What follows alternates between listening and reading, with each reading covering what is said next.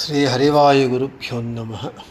ಶ್ರೀಮದಾನಂದತೀರ್ಥ ಭಗವತ್ಪಾದಾಚಾರ್ಯ ಗುರುಭ್ಯೋ ನಮಃ. ಶ್ರೀ ವಿದ್ಯಾಸಾಗರ ಮಾಧವತೀರ್ಥ ಗುರುಭ್ಯೋ ನಮಃ. ಹರಿ ಓಂ. ನಮ್ಮ ಜ್ಞಾನರಸ ಗುಳಿಗೆಗಳಲ್ಲಿ ಇವತ್ತಿನಿಂದ ಒಂದು ಹೊಸ ಶೀರ್ಷಿಕೆ ಅಡಿಯಲ್ಲಿ ಜ್ಞಾನರಸ ಗುಳಿಗೆಗಳನ್ನು ನಿಮಗೆ ಕೊಡಬೇಕು ಎಂಬುವಂತಹ ಪ್ರಯತ್ನವನ್ನು ಮಾಡ್ತಾಯಿದ್ದೇನೆ. ಆಚಾರ್ಯಾ ಶ್ರೀಮದಾಚಾರ್ಯಾ, ಆಚಾರ್ಯರು ಅಂತ ಹೇಳಿದರೆ ಶ್ರೀಮದ್ ಆಚಾರ್ಯರೇ, ಯಾವ ವಿಶೇಷಣವೂ ಇಲ್ಲದೆ ಆಚಾರ್ಯರು ಅಂದರೆ ಶ್ರೀಮದಾಚಾರ್ಯರು, ಮಧ್ವಾಚಾರ್ಯರು. ಯಾವ ವಿಶೇಷಣವೂ ಇಲ್ಲದೆ ಸೂತ್ರಗಳು ಅಂತ ಹೇಳಿದರೆ ಬ್ರಹ್ಮಸೂತ್ರಗಳೇ. ಗೀತೆ ಅಂತ ಹೇಳಿದರೆ ಭಗವದ್ಗೀತೆಯೇ. ಹಾಗೆ ನಮ್ಮ ಆಚಾರ್ಯರ ಒಂದು ವಾಣಿಯನ್ನು, ಅಂದರೆ ಆಚಾರ್ಯರು ಮುಕ್ತಿಯೋಗ್ಯ ಜೀವನನ್ನು ಉದ್ಧರಿಸುವುದಕ್ಕಾಗಿ 37 ಸರ್ವಮೂಲ ಗ್ರಂಥಗಳನ್ನು ಬರೆದಿದ್ದಾರೆ. ಆ ಗ್ರಂಥಗಳಲ್ಲಿ ಸಾಧಕರಿಗೆ, ಅಂದರೆ ಮುಕ್ತಿಯನ್ನು ಹೊಂದುವುದಕ್ಕೆ ಬೇಕಾದಂತಹ ಜ್ಞಾನವನ್ನು, ಭಗವಂತನ ಜ್ಞಾನವನ್ನು ಕೊಟ್ಟಿದ್ದಾರೆ. ಹಾಗಾಗಿ ಇಂದಿನಿಂದ ಆಚಾರ್ಯರ ವಾಣಿ ಎಂಬುವಂತಹ ಈ ಒಂದು ಶೀರ್ಷಿಕೆಯ ಅಡಿಯಲ್ಲಿ ನಮಗೆ ಆಚಾರ್ಯರ ಒಂದು ಗ್ರಂಥಗಳಲ್ಲಿರುವ ಒಂದು ವಾಕ್ಯವನ್ನು, ಒಂದೆರಡು ಮಾತುಗಳನ್ನು ತಗೊಂಡು ನಮ್ಮ ಜ್ಞಾನರಸ ಗುಳಿಗೆಗಳಲ್ಲಿ ಆಚಾರ್ಯರ ಒಂದು ನಮಗೇನು ಹೇಳಿದ್ದಾರೆ ಎಂಬುವಂಥ ವಿಷಯವನ್ನು ನಿಮಗೆ ಕೊಡುವ ಪ್ರಯತ್ನವನ್ನು ಮಾಡ್ತಾ ಇದ್ದೇನೆ. ಆಚಾರ್ಯರ ಒಂದು ಸರ್ವಮೂಲ ಗ್ರಂಥಗಳಲ್ಲಿ ಅಣುಭಾಷ್ಯ ಅಂತ ಕೂಡ ಒಂದು ಗ್ರಂಥ.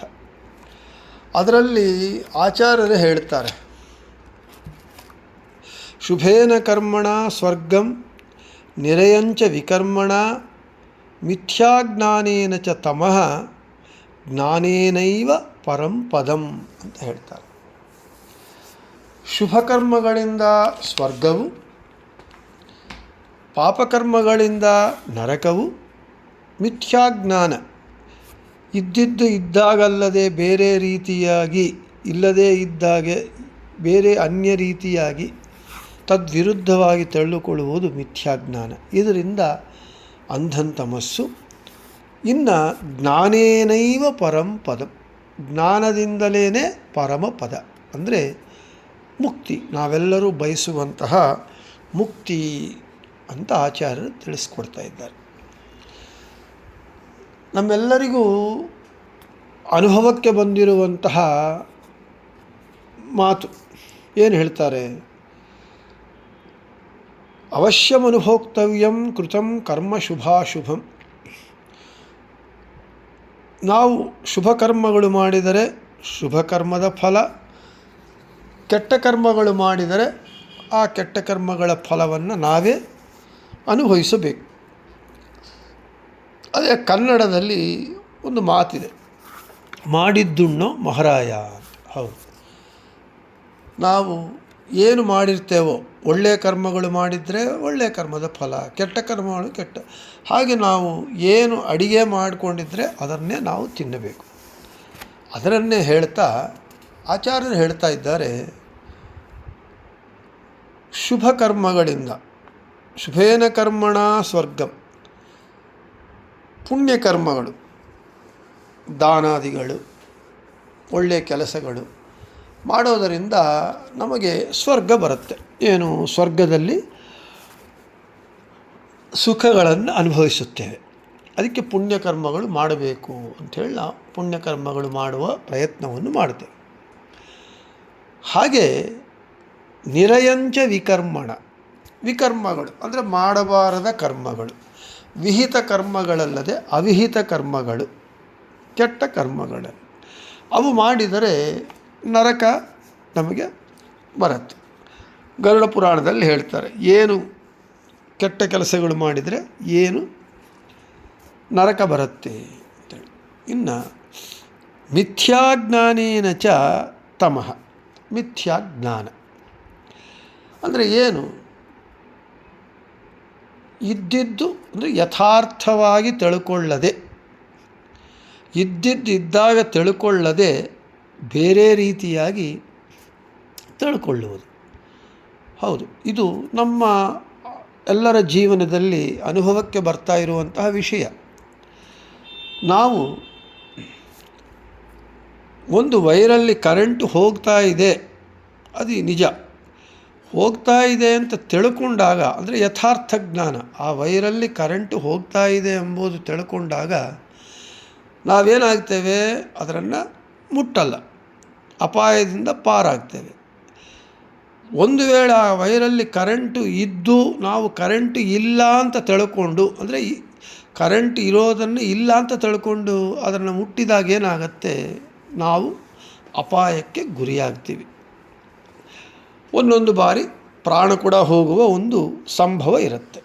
ಹಾಗಾಗಿ ಇಲ್ಲಿ ಮಿಥ್ಯಾಜ್ಞಾನೇನ ಚ ತಮಃ. ಮಿಥ್ಯಾಜ್ಞಾನ ಅಂದರೆ ಏನು? ಭಗವಂತನನ್ನು ಕುರಿತು ಸರಿಯಾಗಿ ತಿಳ್ಕೊಳ್ಳೋದು, ಟ್ರೂತ್, ಸತ್ಯವನ್ನು ತಿಳ್ಕೋಬೇಕು.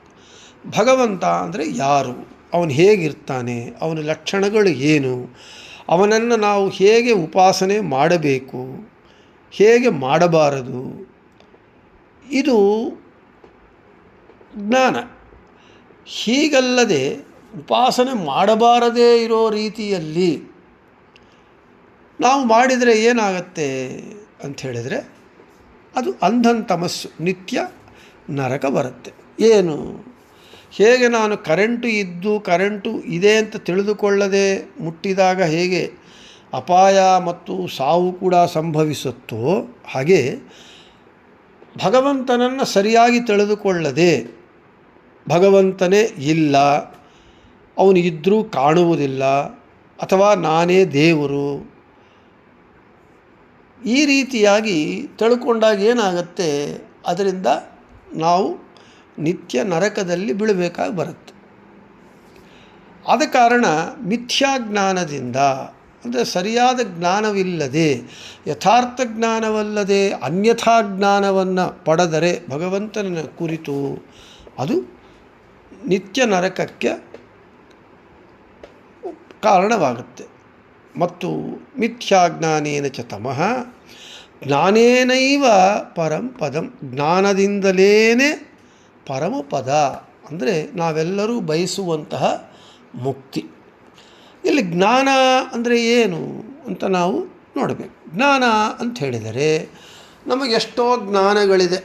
ಮ್ಯಾಥಮ್ಯಾಟಿಕ್ಸ್ ಓದಬೇಕು ಅಂದರೆ ಆಲ್ಜಿಬ್ರಾ, ಜನರಲ್ ಮ್ಯಾಥ್ಸು ಓದಬೇಕು. ಸೈನ್ಸು ಓದಬೇಕು ಅಂದರೆ ಫಿಸಿಕ್ಸು, ಕೆಮಿಸ್ಟ್ರಿ ಓದಬೇಕು. ಕಂಪ್ಯೂಟರ್ ಓದಬೇಕು, ಕಂಪ್ಯೂಟರ್ ಸೈನ್ಸ್ ಶಾಸ್ತ್ರ ಓದಬೇಕು. ಇವೆಲ್ಲವೂ ಜ್ಞಾನಗಳೇ. ಆದರೆ ನಮ್ಮ ಶಾಸ್ತ್ರದಲ್ಲಿ ಜ್ಞಾನ ಅಂತ ಹೇಳಿದರೆ ಭಗವಂತನನ್ನು ಕುರಿತು ಯಾವುದು ತಿಳಿಸುತ್ತೋ ಅದೇ ಜ್ಞಾನ. ಭಗವಂತನನ್ನು ಕುರಿತು ಹೇಳದೇ ಇರುವ ಎಲ್ಲವೂ ಕೂಡ ಅಜ್ಞಾನವೇ. ಈ ಮ್ಯಾಥಮ್ಯಾಟಿಕ್ಸು, ಸೈನ್ಸು, ಕಂಪ್ಯೂಟರು, ಹಿಸ್ಟ್ರಿ, ಈ ಜ್ಞಾನಗಳು ಕೇವಲ ನಮಗೆ ಲೌಕಿಕ ವಿಷಯವನ್ನು ತಿಳಿಸಿಕೊಟ್ಟು ಭುಕ್ತಿಗೆ ಪ್ರಯೋಜನವಾಗಬಹುದು, ಕಾರಣವಾಗಬಹುದು ಹೊರತು, ಆದರೆ ನಾವೆಲ್ಲರೂ ಬಯಸುವಂತಹ ಶಾಶ್ವತವಾದ ಶುದ್ಧವಾದ ಸುಖ ಎಂಬುವಂತಹ ಮುಕ್ತಿ, ಇದು ನಮಗೆ ಬರಬೇಕಾಗಿದ್ದರೆ ಜ್ಞಾನೇನೈವ, ಆ ಜ್ಞಾನದಿಂದಲೇ ಬರುತ್ತೆ. ಯಾವ ಜ್ಞಾನದಿಂದ? ಭಗವಂತನ ಸರಿಯಾದ ಜ್ಞಾನದಿಂದ. ಭಗವಂತನ ಸರಿಯಾದ ಜ್ಞಾನ ಅಂದರೆ ಯಾವುದು ಅಂತ ಹೇಳಿದರೆ, ಜಗದ್ಗುರುಗಳಾದಂತಹ ಮಧ್ವಾಚಾರ್ಯರು ಯಾರು ವಾಯುದೇವರ ಅವತಾರವಾಗಿದ್ದಾರೋ ಅಂತಹ ವಾಯುದೇವರ ಮೂರನೆಯ ಅವತಾರವಾದ ಪ್ರಥಮೋ ಹನುಮನ್ನಾಮ ದ್ವಿತೀಯೋ ಭೀಮಯೇವಚ ಪೂರ್ಣಪ್ರಜ್ಞಸ್ತೃತೀಯಸ್ತು ಭಗವತ್ಕಾರ್ಯ ಸಾಧಕ ಅಂತ ಹೇಳಿದಂತೆ ಭಗವಂತನ ಕಾರ್ಯವನ್ನು ಸಾಧಿಸುವುದಕ್ಕೆ ಹನುಮ ಭೀಮ ಮಧ್ವರಾಗಿ ಅವತಾರವನ್ನು ಮಾಡಿದ್ದಾರೆ. ಮೂರನೆಯ ಅವತಾರ ಕಲಿಯುಗದಲ್ಲಿ ಮಧ್ವಾಚಾರ್ಯರಾಗಿ, ಆನಂದತೀರ್ಥರಾಗಿ, ಆನಂದತೀರ್ಥ ಭಗವತ್ಪಾದರಾಗಿ ಅವತಾರವನ್ನು ಮಾಡಿ ಈ ಕಲಿಯುಗದಲ್ಲಿರುವ ಮುಕ್ತಿಯೋಗ್ಯ ಜೀವರಿಗೆ ಭಗವಂತನ ಸರಿಯಾದ ಜ್ಞಾನವನ್ನು ತಿಳಿಸಿಕೊಟ್ಟಂತಹ ಮಹಾನುಭಾವರು. ಮೋಕ್ಷವನ್ನು ಅಂದರೆ ಮೋಕ್ಷ ಆನಂದವನ್ನು ಹೊಂದುವಂಥ ಶಾಸ್ತ್ರ ಜ್ಞಾನವನ್ನು ಕೊಟ್ಟವರಾದ ಕಾರಣ ಅವರಿಗೆ ಆನಂದ ತೀರ್ಥರು ಅಂತ ಹೆಸರು. ಏನು ಆನಂದ ತೀರ್ಥರು ನಮಗೆ ಕೊಟ್ಟಿರುವಂತಹ ಆನಂದವನ್ನು ಕೊಡುವಂತಹ ಆ ಮೋಕ್ಷಕ್ಕೆ ಕಾರಣವಾದ ಜ್ಞಾನ, ಭಗವಂತನ ಜ್ಞಾನ ಯಾವುದು ಅಂತ ಹೇಳಿದರೆ, ಹರಿ ಸರ್ವೋತ್ತಮ, ವಾಯು ಜೀವೋತ್ತಮ, ಹರಿ ಒಬ್ಬನೇ ಸರ್ವತಂತ್ರ ಸ್ವತಂತ್ರ, ಸ್ವತಂತ್ರಮಸ್ವತಂತ್ರಂಚ ದ್ವಿವಿಧಂ ತತ್ವಮಿಷ್ಯತೆ, ಸ್ವತಂತ್ರೋ ಭಗವಾನ್ ವಿಷ್ಣು.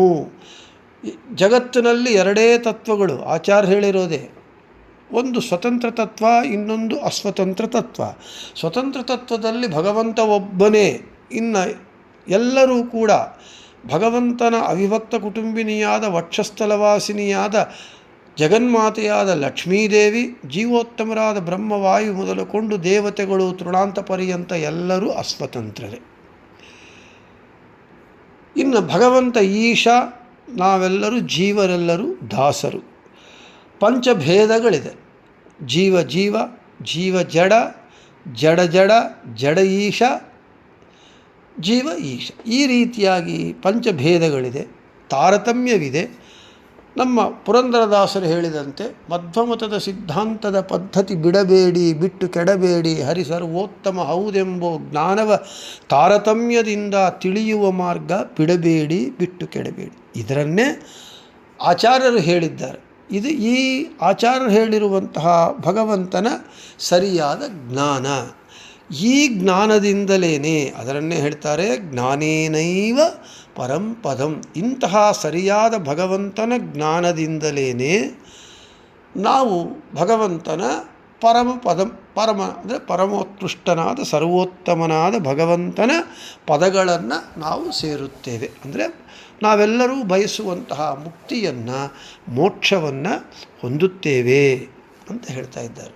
ಆದ ಕಾರಣ ಇದು ಆಚಾರ್ಯರು ಬರೆದಿರುವ ಸರ್ವಮೂಲ ಗ್ರಂಥಗಳಲ್ಲಿ ಒಂದಾದ ಅಣುಭಾಷ್ಯ ಗ್ರಂಥದಲ್ಲಿರುವ ವಾಕ್ಯ, ಶುಭೇನ ಕರ್ಮಣ ಸ್ವರ್ಗಂ ನಿರಯಂಚ ವಿಕರ್ಮಣ ಮಿಥ್ಯಾಜ್ಞಾನೇನ ಚ ತಮಃ ಜ್ಞಾನೇನೈವ ಪರಂಪದಂ ಅಂತ ಆಚಾರ್ಯರ ಈ ವಾಣಿಯನ್ನು ಇವತ್ತಿನ ನಮ್ಮ ಈ ಜ್ಞಾನರಸ ಗುಳಿಗೆಗಳಲ್ಲಿ ಆಚಾರ್ಯವಾಣಿಯ ಒಂದು ಶೀರ್ಷಿಕೆಯ ಅಡಿಯಲ್ಲಿ ಮೊಟ್ಟ ಮೊದಲಿನ ಈ ಜ್ಞಾನೇನೈವ ಪರಂಪದಂ ಎಂಬ ಆಚಾರ್ಯರ ವಾಣಿಯನ್ನು ಯಥಾಶಕ್ತಿ ಯಥಾಮತಿ ಹೇಳಿದ್ದಾಗಿದೆ. ಇನ್ನು ಮುಂದೆ ಸಾಧ್ಯವಾದರೆ ದಿನಾಗಲೂ ಅಥವಾ ಇಲ್ಲದೇ ಇದ್ದರೆ ವಾರಕ್ಕೆ 2-3 ಬಾರಿಯಾದರೂ ನಮ್ಮ ಜ್ಞಾನರಸ ಗುಳಿಗೆಗಳಲ್ಲಿ ಆಚಾರ್ಯವಾಣಿಯ ಶೀರ್ಷಿಕೆಯ ಅಡಿಯಲ್ಲಿ ಆಚಾರ್ಯರ ಮಾತುಗಳನ್ನು ಒಂದೊಂದು ವಾಕ್ಯಗಳನ್ನು ಒಂದೆರಡು ಮಾತುಗಳನ್ನು ತಗೊಂಡು ಈ ಜ್ಞಾನರಸ ಗುಳಿಗೆಗಳಲ್ಲಿ ಆಚಾರ್ಯರ ವಾಣಿಯನ್ನು ಹೇಳುವಂತಹ ಪ್ರಯತ್ನವನ್ನು ಮಾಡ್ತೇನೆ ಅಂತ ಹೇಳ್ತಾ, ನೀವೆಲ್ಲರೂ ಇದನ್ನು ಈ ಆಚಾರ್ಯರ ವಾಣಿಯ ಲಘು ಉಪನ್ಯಾಸಗಳನ್ನು ಕೇಳಿ ಸಂತೋಷಪಟ್ಟು ಪ್ರಯೋಜನವನ್ನು ಹೊಂದುತ್ತೀರಿ ಅಂತ ಆಶಿಸುತ್ತಾ, ಶ್ರೀಕೃಷ್ಣಾರ್ಪಣಮಸ್ತು, ಮಧ್ವೇಶಾರ್ಪಣಮಸ್ತು, ಎಲ್ಲರಿಗೂ ಶುಭಮಸ್ತು.